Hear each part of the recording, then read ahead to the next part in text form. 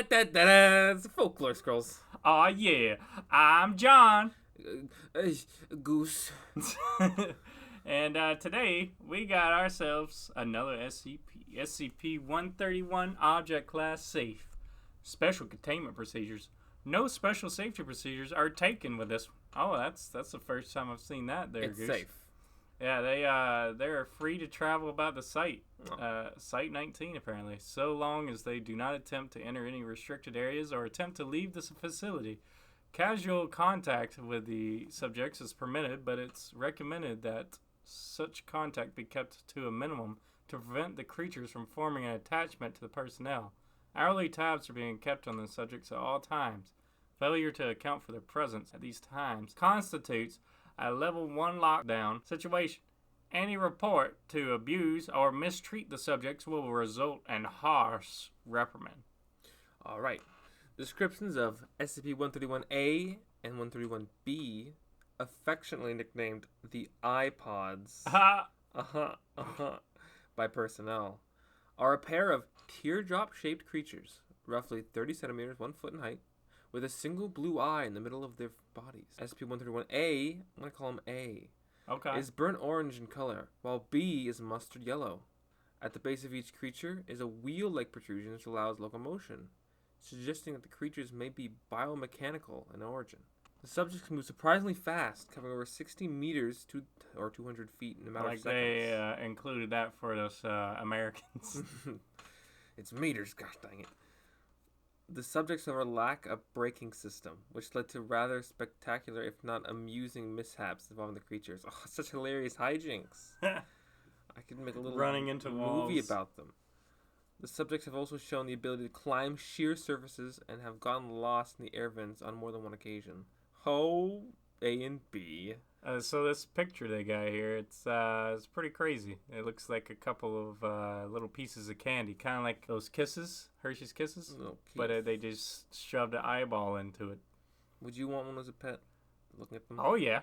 Yeah. Yeah, definitely. I get one of those. You know, just take it out on a leash, walk it down a local park. I think you get all the biddies. Have everyone run scared of your terrifying giant-eyed creature. I mean, if it was me and I seen it at the park, I'd probably go up and see, like, yeah, that's pretty sweet. That's pretty neat. It's pretty Can cool. I kick it? How far will it go when I kick it? Yeah, if I kick this. And then that's when the SCP people come out and start tasing you. They seem to have... Be like, get on the ground! What are you doing? They plant a gun on you. Looks like they're... He's armed. He's armed and dangerous. They got the intelligence of common house cats. They're very curious. Oh man, they're gonna knock stuff off shelves.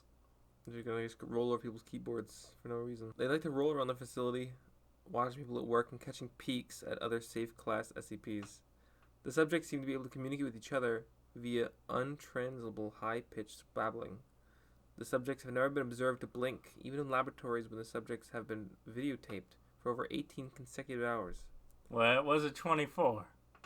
So, I mean, they could have blinked for the other, 6 hours. That's true.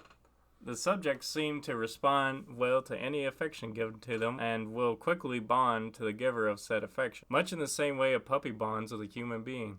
They will follow anyone or anything they made a bond with anywhere, even into normally restricted areas. Although curious, the subjects can sense danger in the general vicinity, and if the object of their bond begins to approach something they register as dangerous, such as a Euclid or Keter class objects, they will swarm around their bonded companion's feet or appropriate extremities while babbling in a panicked tone as if to warn them.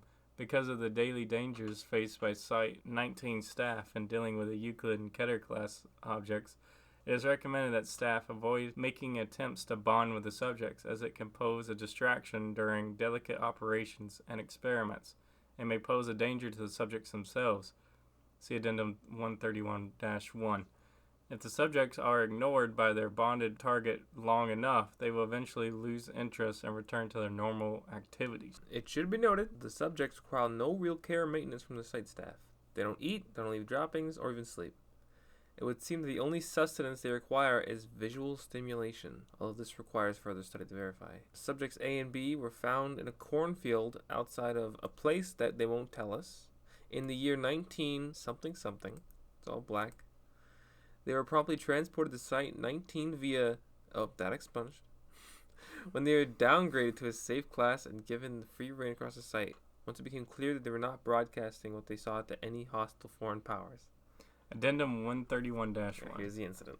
During an incident that took place on a date, the subjects followed one of the cleaning staff, it must have been Jim, on a routine cleaning of the container of SCP-173.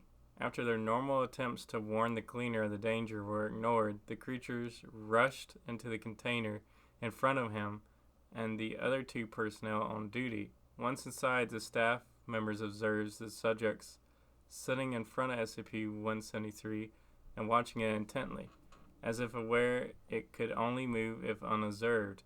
The cleaners ignored the presence of the subjects and continued with the bi-weekly cleaning as per standard procedures. When the cleaning crew left, the subjects did as well, rolling backwards and slowly and never taking their eyes off SCP-173.